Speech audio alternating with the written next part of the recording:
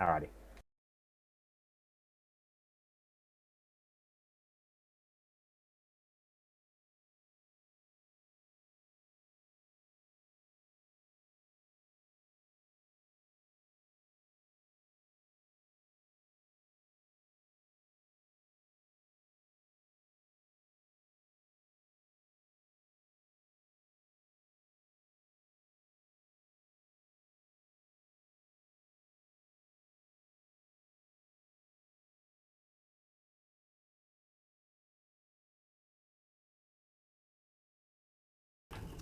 Alrighty, after chaotic race number 2, a bit of a talking to by the admin team. Hopefully we get a nice, entertaining but also clean and enjoyable race for the drivers as well as us here watching it back. Formation lap about to, well in fact it has got underway, and because of the shenanigans from OBS, I'll run through the grid here for race number 3, where Cheese will start from pole position on the left-hand side of the grid. Daniel Liccardo starting alongside him in second place. And then we have Turmo starting in third, the first of the Ford Falcon FGXs, with Justin Cecil right behind him. He's had a nice clean night so far. Looking to pick up some more points. Same with Matt Cecil. Been a little bit up and down in the races so far, but looking for a nice clean run here in race number 3. Steve Warwick was on for a good result for a couple spins late on in the race. Cost him what would have been at least a 4th place finish there. Peter Thrower will start in 7th place, a late spinner as well. The last corner, Taipan, the nice podium home in 3rd place there in that last race there. With Lockie Burke home in 2nd. His tyres just making it to the end. He tried his best to rip them off the rim at the end. Daniel Cox, our race 2 winner, will of course start from 10th place with the top 10 reverse grid. Freakish will start from 11th place for Nissan Motorsport number 2, with Lockie Lock starting in 12th place. Josh Watson, hashtag not last, will be starting from 13th place. Ben Hall will start from 14th for Team Cool Drive. We did see him doing fairly well in race number 2 before a couple spins dropped him down the field in the midpoint of that race. So look out for him in the start of race number 3 here. Luke Emerton will start from 15th place, followed by Aiden in 16th, with Brian Walsh for Tickford Racing number 2. In the Rebel Club entry, he'll start from 17th place, with Darren Kemp, who's in 3rd place in the standings in 18th. Nathan Higginson starting from 19th place. And we have Zach Brown in 20th, Scott Murrell in 21st back for this one, and Braxton Stancliffe looks like he's got either an internet disconnect or his game has frozen. He's warping all over the place here and has reappeared. So that may... Not sure if that'd be a game or internet issue, but hopefully it sorts itself out for the race. He'll start 22nd, with Glenn Miles able to actually fill the his Milwaukee seat once again, with Noah Tara not in here for this one.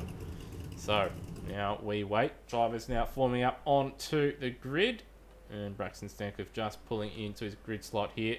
Looks like the drivers for this one able to get onto the grid nice and easy this time. And drivers sitting on the limiter. Away we go. And a good start from Liccardo. He's straight into the lead. What can Turmo do here? He's looking to go around the outside of Cheese into the first chicane. Will they get through here cleanly? And the answer is in sorta.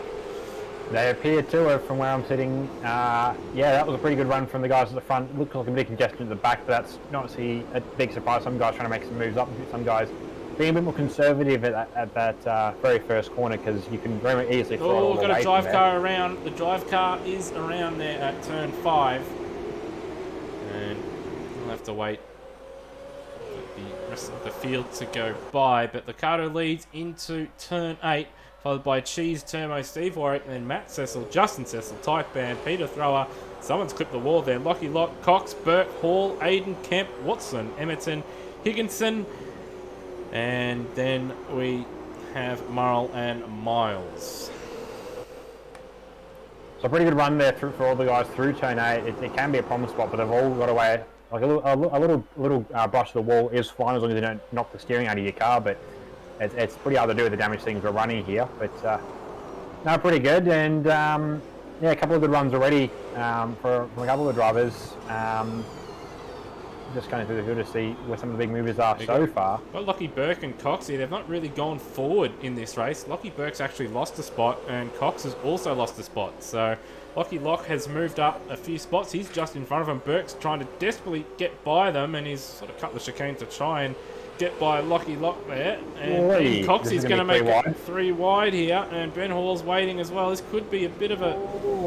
Well, they've all lived to tell the tale just. I don't know how, but Coxie gave him a lot of space there on the outside. He was waiting for the plane crash.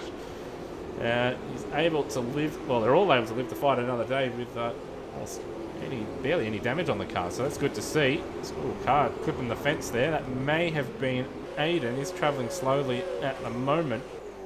But Coxie at the moment. Bit of a struggle here. And this could be prime for Liccardo to get himself back into the championship hunt here. As Kemp now looking to make a move on Cox for 12th place. But we go a little bit further up the road. Of course, Liccardo in the lead, but she's just starting to hold Termo up. And a little bit of a gap to Steve Warwick. But we've got Matt Tessel right behind him, Justin Tessel behind him, with Taipan podium getter in race number 2, not too far away. So there's some intriguing battle packs here outside of Dane Liccardo that's probably going to just edge away from Cheese at the moment. Yeah, I'm expecting Termo to try and make a break past in the next couple of laps. He's had the pace to sort of match Dane's pace, not be a little better in the early stages of the other 2 races so far tonight. So I would expect to see Termo his way up through. Cheese has had more consistent pace rather than outright pace. That said, he has been one of the guys that has been good at sort of tyre management races so far this season. So I would have expected Termo to be able to pass Cheese, but Cheese might be able to hold him off pretty successfully, which point just gives Dane all the room he needs to work with. And Dane's biggest pressure, I think, has been just the cars behind him putting him under pressure in the last few laps. So he's managed to break away at the front, and it's sort of up to him at this point of the race as to how long and as he stays there.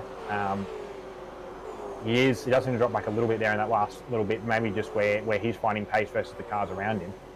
Looking a bit behind Termo is now, a 3 or 4 car battle sort of stretched out a little bit for 4th place. Steve Warwick ahead of Matt Cecil with Justin Cecil, and then Taipan just off the back of that. But as you mentioned, it's a good little battle starting already. And it's going to be intriguing. We did see Steve Warwick sort of come on strong towards the back end of race 2. Before he unfortunately had a couple of spins which dropped him down the field. He's looking good for at least 4th place. He's currently in 4th place, but he's also not too far away from Cheese, who we have seen fade just a little bit towards the back end of the races. He gets sideways in the exit of 4 term. Has a look, we're not quite close enough there. So he's in striking distance here to pick up a good result, provided his tyres last. But also got Matt Cecil behind him. We've also got some quick guys as well that will try and fight their way through the field as we cut back to Lockie Burke getting by Peter Thrower. So there are another couple of guys to look out for, as well as Coxie, who's finally got by Lockie Lock.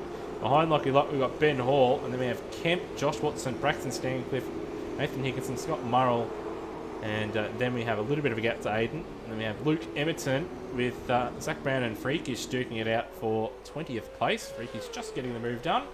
And Ryan Walsh just behind those guys as well. So, battles up and down the field outside of Dane Liccardo at the moment. So he's probably looking good for a win, I would say. He's just got to make sure he doesn't overcook his tyres, because Termo trying to catch up to Liccardo is going to burn his tyres.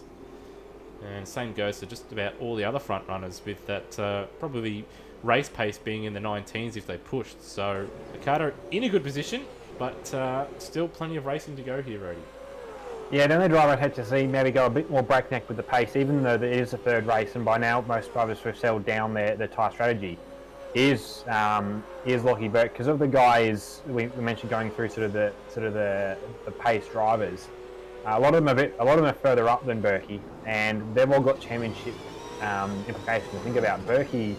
I was going through the points a little early in between races. I think he's sitting 7th or 8th. He's sitting far enough outside the lead bubble that he's not likely to break into it. He'd be lucky to get, I think, a top 10 at the end of the season. Actually, he's further down than I thought, because he hasn't been able to make a full-time appearance. He's had strong performances, but he's just sort of come on too late for this season with them. So if I take anyone to sort of go a bit balls to the wall and just throw everything, just throw everything at the wall, it would be Berkey. But he's got some good pace at the moment. His biggest concern again is just that tyre wear, which he managed to manage out fairly well in that second race, but he's starting a lot further back now in this third race, and he's got a lot more work to do to get himself up to a similar position that he was in the first 2 races. That said, he's got Cheese here, who's doing a really good job at the moment, holding everybody up, because Steve Warwick has also caught up to the back of this train, and Steve Warwick hasn't really dropped Matt Cecil either. So, going to be very, very interesting to see how these guys go. So, 21.4 on that last lap for Cheese, 1.7 also,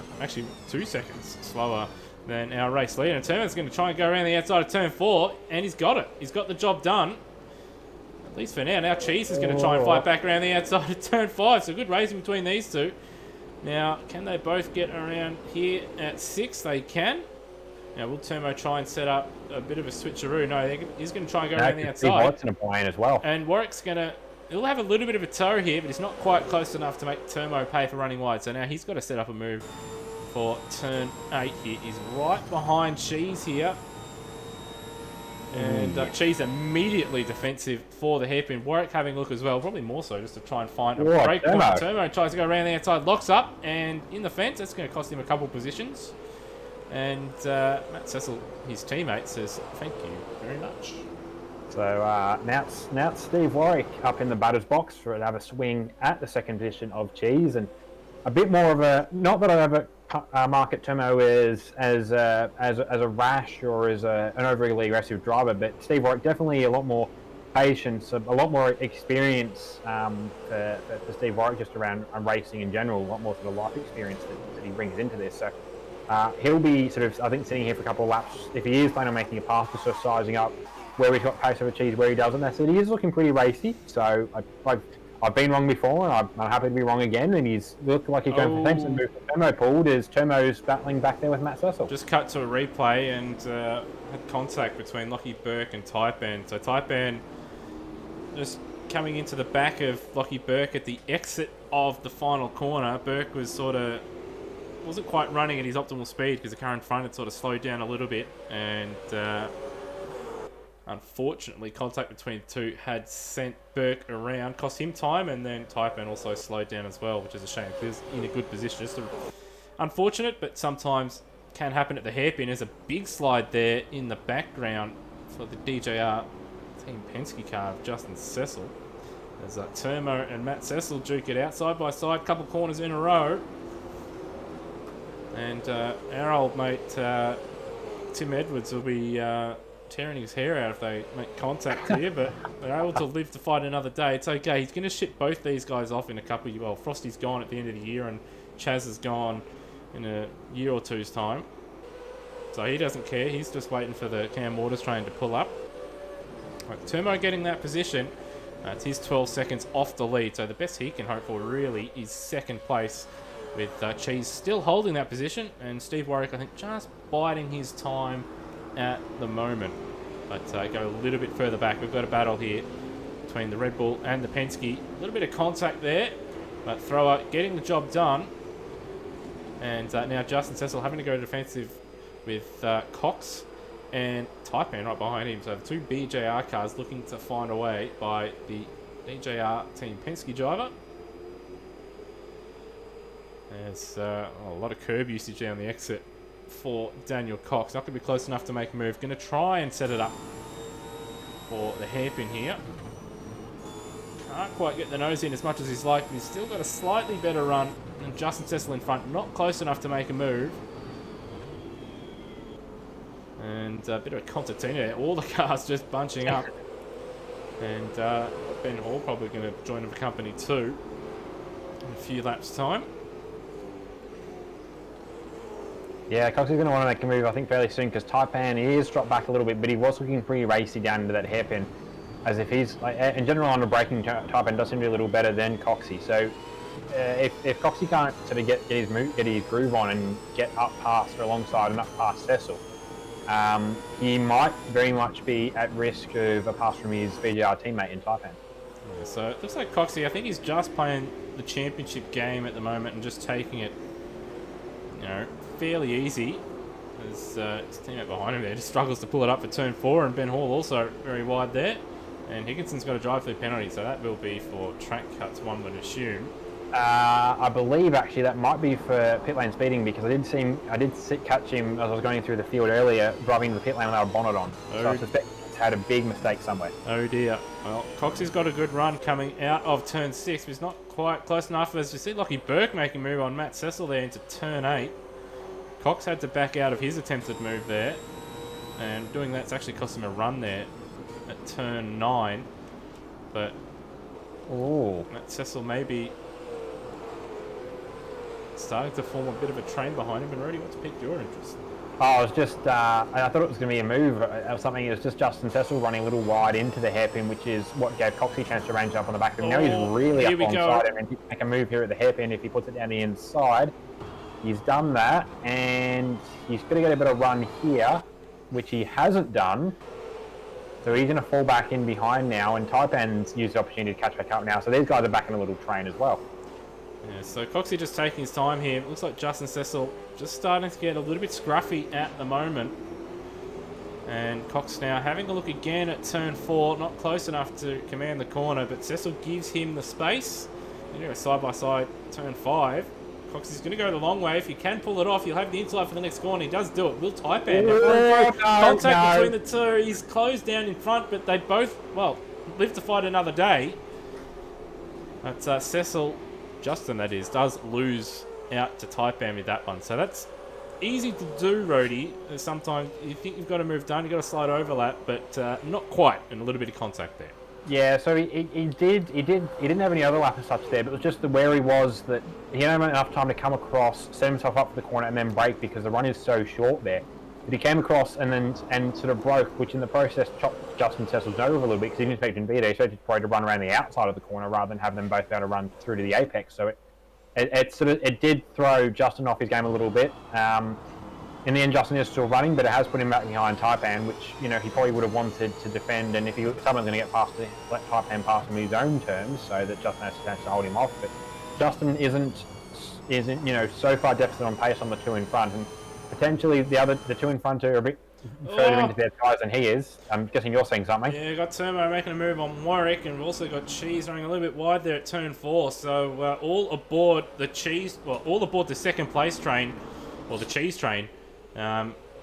Stopping at, well, station number 2, headed by Cheese at the moment, but he's got an almighty battle behind him, with, unfortunately, Steve Warwick's just been shuffled back at the moment, with both Burke and Turmo getting by. Also got Peter Thrower not too far away, and Coxie's within striking distance as well. But they're going to go side by side through 8. Warwick's going to go to the outside. He's grazed the wall, but he's got the job done there, so at least both those drivers just a bit of heads up driving, as Turmo now looking to make a move at the hairpin. And will he have the overlap into the next couple corners? He will. And looks like he's going to get that job done. So he shows them all how it's done, as Warwick has a bit of a slide there in the background. So Turmo up into second place. Good for his championship hopes, with Daniel Cox currently down in 7th place. Yeah, so this is, I think tonight as well, just where the pace has been, this is still a good night for Turmo. He hasn't necessarily in the position to win any races, but just finishing up ahead there. Speaking of winning, I just want to quickly mention he seems to have had a small boo-boo somewhere, but at one point he was 19 seconds to the good of the cars behind him down the cutter. But he has just dropped 2 seconds, so I'm not sure if maybe his tyres are a little bit off, which would make sense, because 17-second gap is going to give you some advanced tyre wear.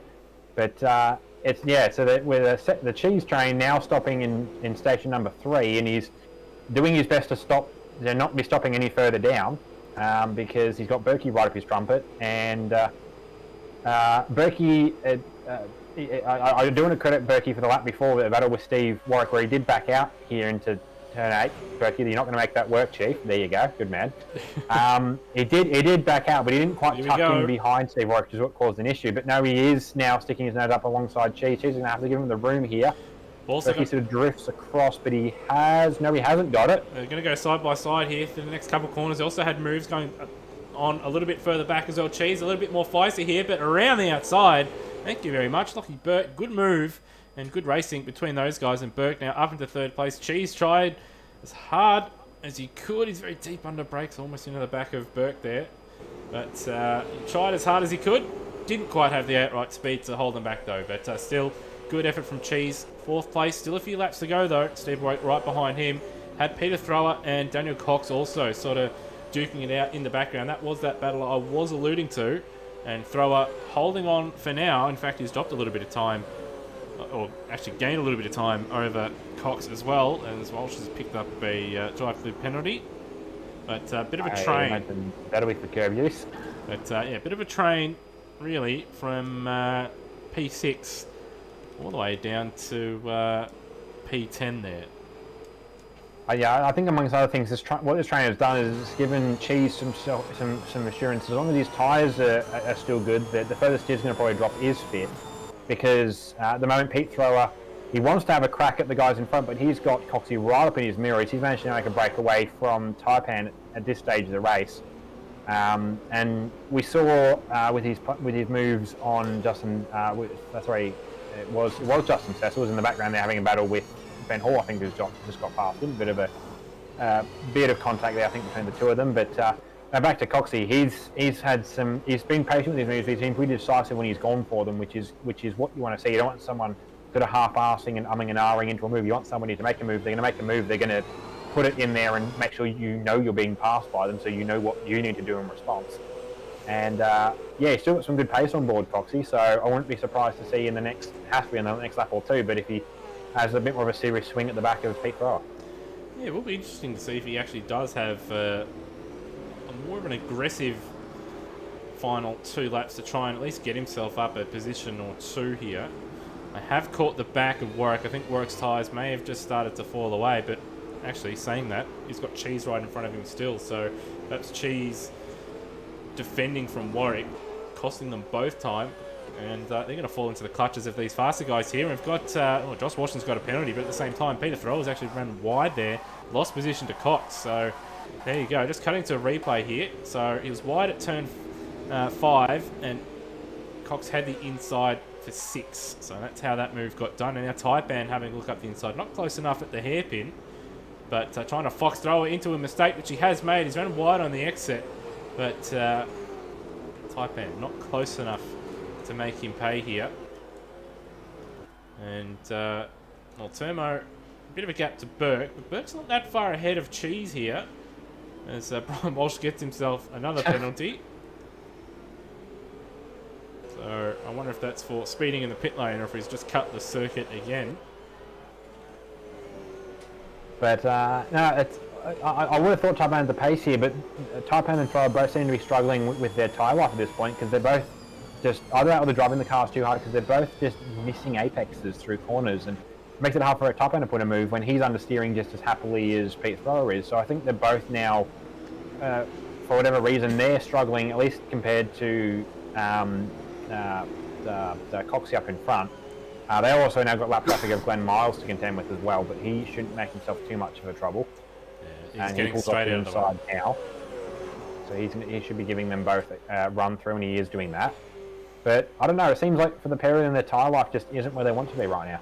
Yeah, perhaps just overdriving it a little bit, as Warwick having a little bit of a look, or maybe just struggling a little bit there. It looked like his car's just at the front end a little bit higher than the rear, which normally indicates a puncture, but may have just been skating in on the brakes just a little bit. He's still right there, as Ricardo, of course, is on the final lap. He's well in front of these guys. In fact, the yellow flags out there, that's the number 7 Nissan. I think that's Aiden, I think.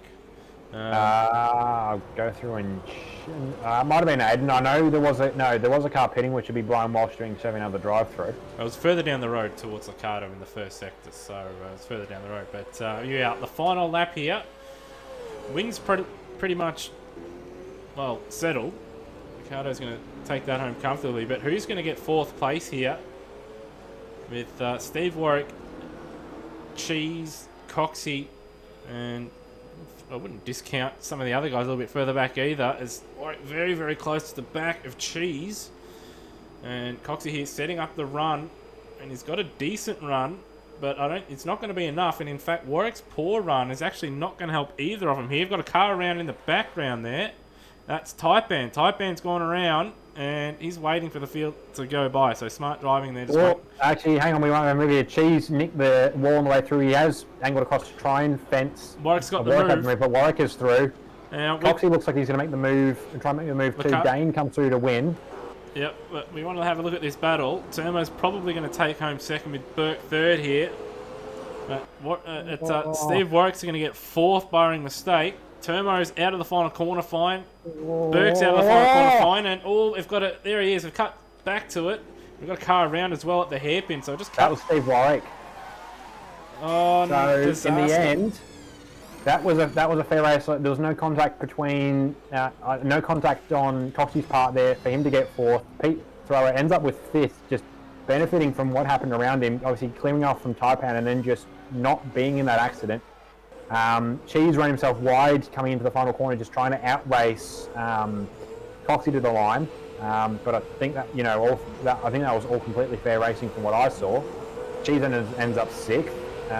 Steve Warwick comes home in seventh after spinning at the last corner.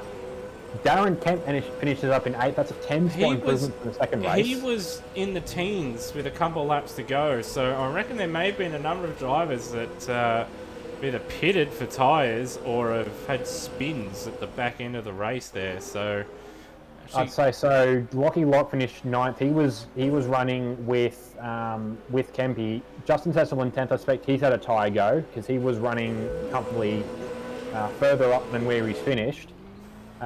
Freakish back in 11th, Ben Hall in 12th. Trying to pick through the cars on who's actually not had Taipan. He's going to finish 17th. Yeah, so we did see him around on I think it was the second last lap there. Or no, it may have been midway through the final lap where he was around there at turn 7.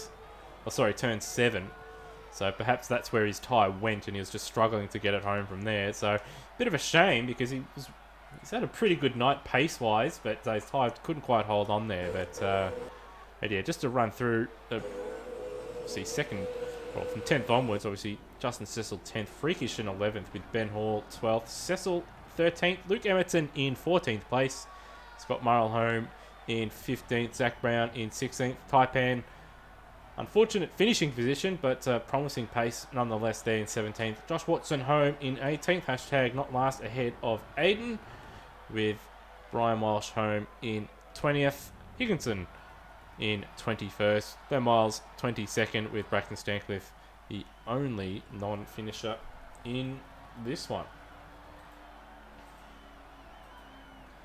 That non-finish as well, that's not going to help Braxton's point of view. I was looking at the points earlier. He did drop down a few spots, but he's really not sitting too well at this point. It'll be interesting to see when the points get updated, where he doesn't end up sitting. But yeah, that after the second race, definitely more of what we were angling towards seeing tonight. And I think for the first time in a little while, at least, for his point of view, I should say first time. I'll rephrase that. For the first time since the first few rounds, Dane's had a round where he's won 2 of the 3 races. Yeah, so... Which hasn't happened since, well, actually Hidden Valley, but that was more a start of season thing for Dane when he was a bit closer to in contention for the title. But this still a solid result for Dane, and obviously as we mentioned, it's sort of the stuff he needs coming into the Enduro Cup.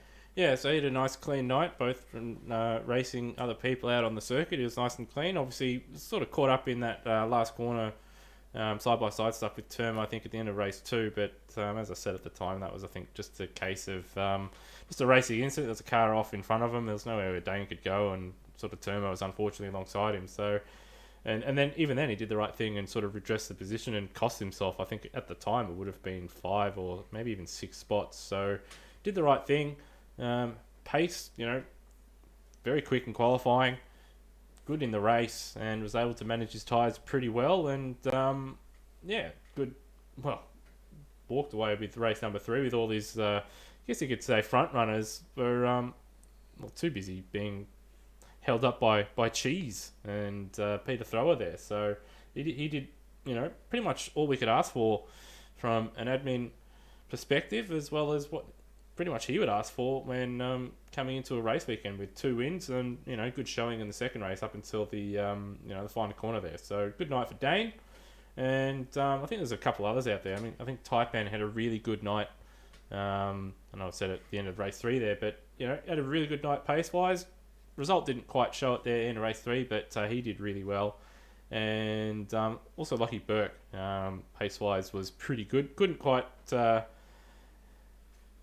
get the win that he would have wanted, but certainly was a contender. And Steve Warwick was another one that plugged away and was in really good positions in a couple of those races, but it just fell away from him late on in both those races, with particularly that spin at the final corner and that final race there, Rody, where he had 4th place, but his tyres just had no tread left on them and went around the final corner and lost out to Coxie there.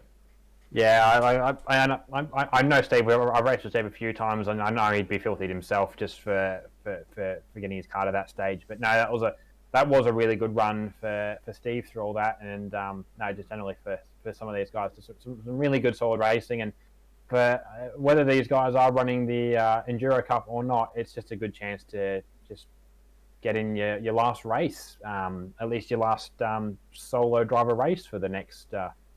Or what is it, 3 months? Yeah, quite a while. I think, I'll bring that up here.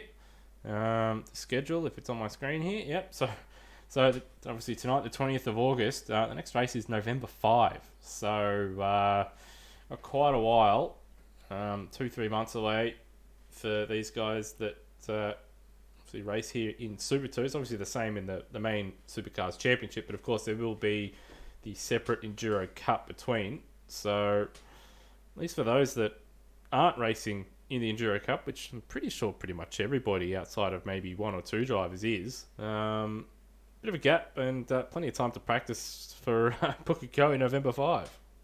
Yeah, and if there's anything based off of how Pukekohe, as I call it, based off if it's anything like how that went for us in the in some kind of the summer series, but definitely the main season last year, that should have a bumper grid as well. That was a very popular track last season, last year, and I do love that track. The last sector can be definitely a bit of a handful in something like a supercar, and it'll be a good chance for some of the guys, especially the guys runs after enduros, coming back to running a car in a sprint format, because I think the only opportunity they're going to really have to really sort of sprint race their cars in the next 3 months, those that are running the Enduro Cup, is the race for the good races at Sandown. But otherwise, it's just all endurance racing. Yeah, so and those races aren't for points. That's for starting position for the Sandown race there. So yeah, quite a while between sprint race drinks, so to speak.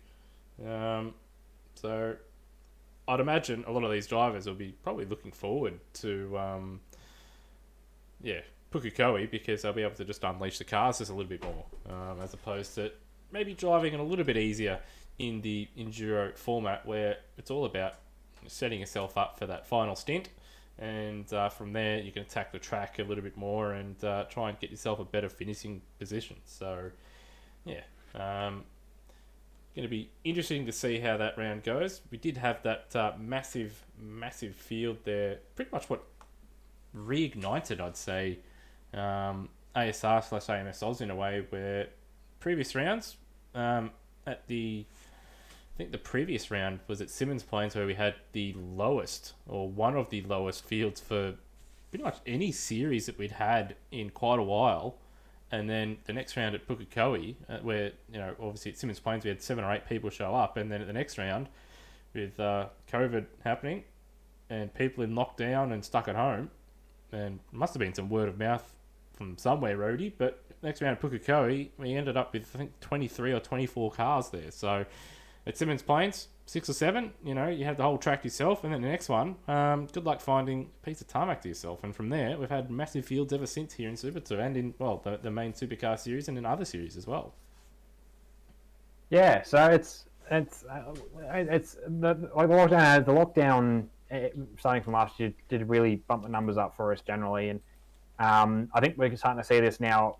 Like the Kiwis came in last year before, I think even they had a lockdown really. Well, I think we all had a lockdown at the point that everything kicked off last year, but we're now at the point where what is it? The majority, I think it's like 40% of the population of Australia, and similar figures. Oh, well, not similar figures.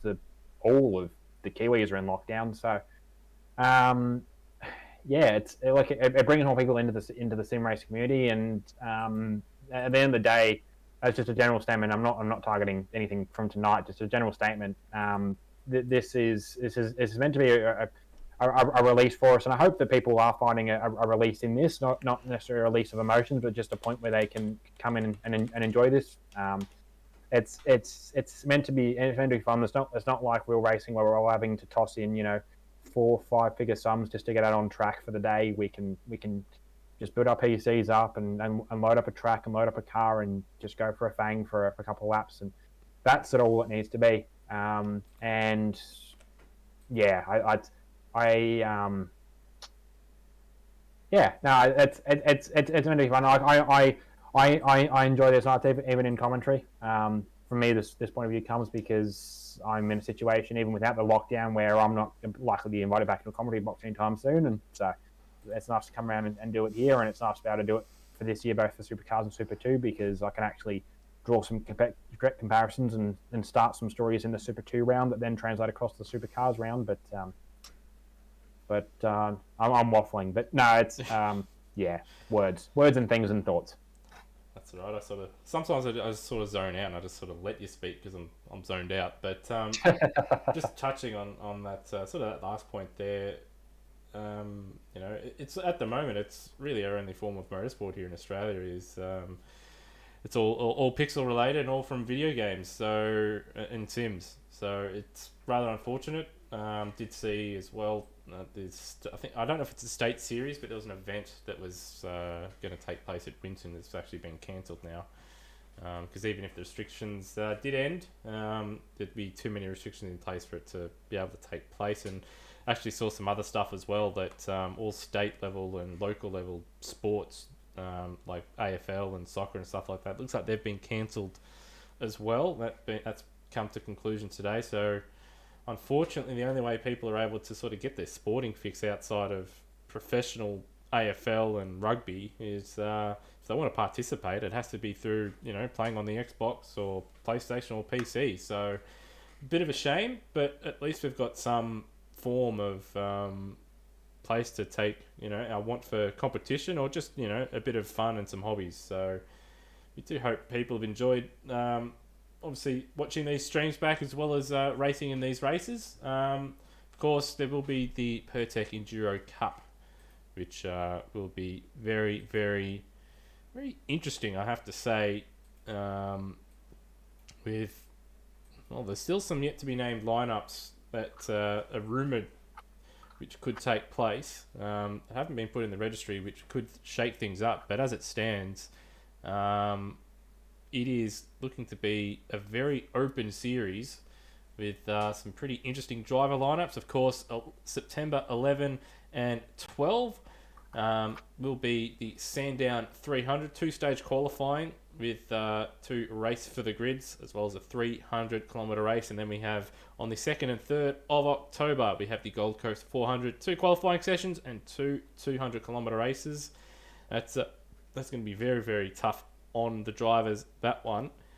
That'll be using, of course, the modern layout. And then, of course, I guess the mini big one with the Bathurst 500 October 16 and 17, which was going to be around about the time the real life Bathurst was going to take place. But, of course, that has been moved to, I believe, Rhodey, the start of November. So we've got all of pretty much October to ourselves, as well as, at least the first half anyway, because I do believe they're trying to get some rounds in at Phillip Island and Winton, but we'll see if that takes place. But the big 500 at Bathurst, qualifying, top 10 shootout, and of course 500 kilometres. It was a big event last year, Rhodey, and I imagine again this year it's going to be another fantastic event.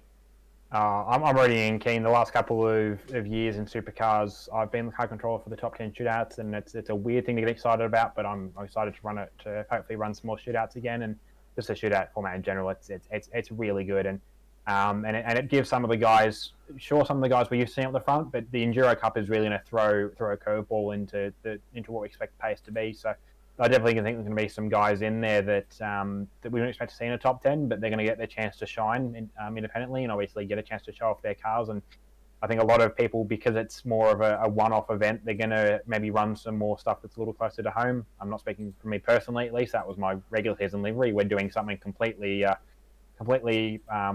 kilter from most of what everyone else is doing, I imagine, for our Enduro Cup livery, me and Brad Severs in the PBF satellite entry. But no, the shootout should be fun, no, it's a real good fun party. Even this year with the increased workload and even the workload that comes onto the admins on the day of the races, it's still just a big fun party that you get. 20, 30 cars out there all racing together, all running big distance racing, and because it's big distance racing, there's a whole lot more just a whole lot more gentlemanly racing, because you just all want to get as many cars as you can all get to the end of that race, so you can all have a sprint against each other and all have a good race. It's no fun finishing 10th if you're a lap down off one car and a lap ahead of the next car. Yeah, it's and the Enduro is just all the work that's going to go in the broadcast. Nether will be in charge. Based off last year, you'll be back in the box, which would be good. Possibly. Possibly. We're also going to get. Know what's going on yet with. No. We're also possibly going to get Floody back, or maybe even Kiwi as well. He does have a bit of supercars knowledge, Kiwi, and we haven't seen him around a lot, but he is now helping out with the Super Series broadcast. He should be in the box starting from the next round on Tuesday. But no, it's the Enduro Cup's just some really good fun, and I think it's just what the community needs, just a good chance to just shift focus for the next couple of months, and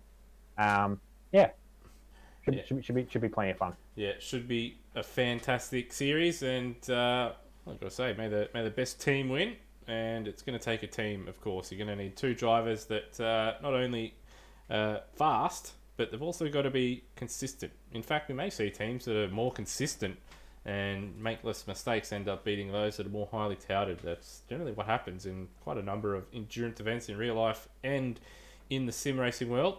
But anyway, Rody, we're not going to have driver interviews tonight, but thanks again for joining me in the commentary box. And for those that do watch this again, or once it gets uploaded later this evening, hope you enjoy the broadcast, and we'll catch you in November. But I'm sure you'll speak to me, Rody, the admin team, in the lead up to the ASR Enduro Cup. So catch you then. Have a good one.